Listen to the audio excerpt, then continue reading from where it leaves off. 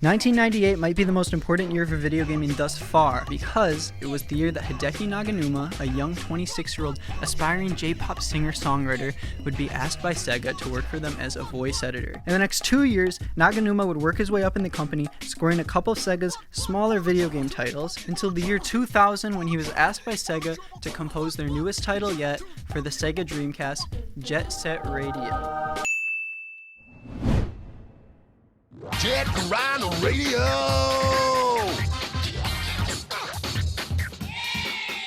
Jet Set Radio, also known as Jet Grind Radio, which rolls off the tongue about as well as I Rock Orange Hair.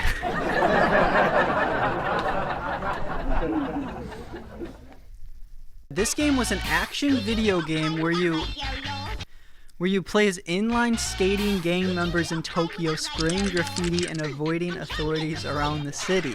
Oh, you thought Death Stranding was original? Get a load of this guy. No, seriously, how embarrassing is this?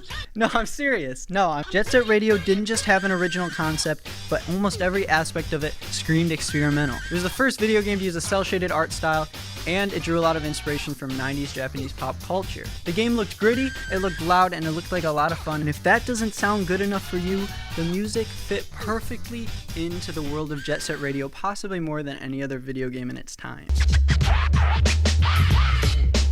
I'm hijacking the airways and terrorizing you with tunes, cause we're gonna turn these dirty streets into one big dance party! Hideki Naganuma composed most of the soundtrack, drawing sounds from J-pop, hip-hop, funk, and almost any other genre you can think of, and just mashed them into one beautiful soundscape. One of my favorite things he did with the soundtrack was taking vocal samples and chopping them up and using them as their own percussive instrument within the actual instrumental. Let's look at the fun. The music was perfect for the world of Jet Set Radio, and as a result, Sega was able to release a game that had mechanical, musical, and environmental aspects that meshed together perfectly. And I mean, you could say the game got some great reception. Review after review after review of the game was top-notch, and because of that, less than 2 years later, they actually came out with their sequel, Jet Set Radio Future.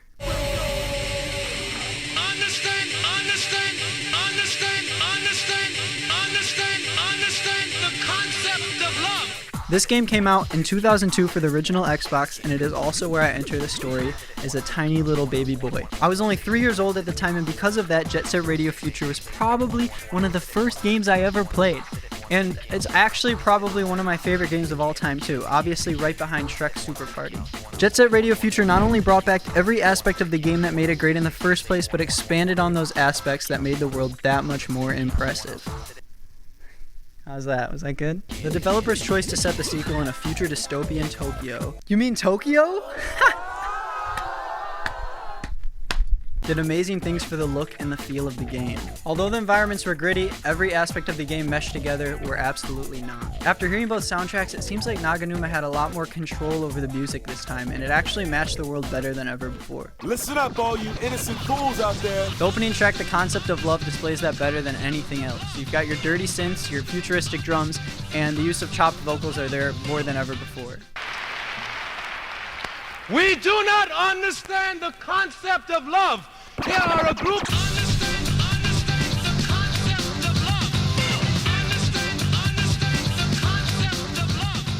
My brain was developed enough in 2002 to understand how great of an opening track this was. I'm sure my little pea-sized brain would have cracked like a cold brewski.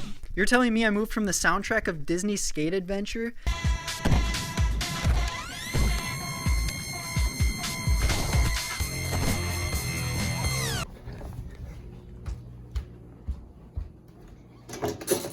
to the soundtrack of Jet Set Radio Future? The whole soundtrack of this game just sounds like there's a tiny little DJ ripping up the turntables inside of your Xbox.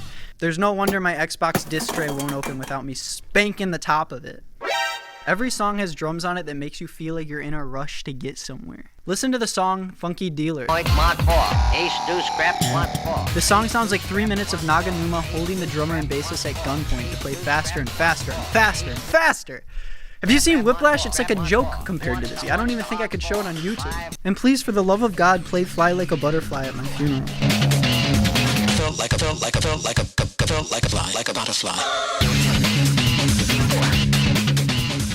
These first 3 tracks immediately show you how essential a soundtrack can be when it directly influences the game. And the song Teknopathic is exactly what I'd expect if you were able to zip up into the future and ask everyone living there what funk music sounds like now. And it sounds like what Naganuma is trying to do to every single song on this soundtrack as a result of the game. He's trying to make it sound like the future. More than any other game in the 2000s, I feel like Jet Set Radio Future is the closest you can get to jumping right into the world of a video game and feeling like you fit right in. And 18 years after the game's release, I just knew I had to go out there and see if the game holds up just as well as I keep saying it does.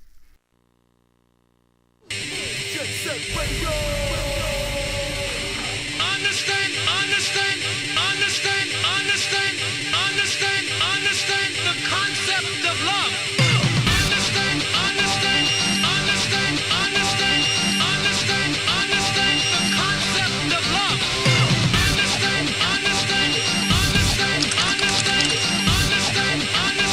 The concept of love. Hey! Yeah! Ouch! Nice! Yeah!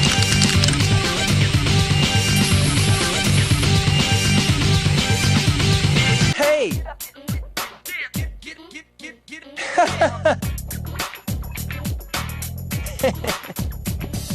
Nice!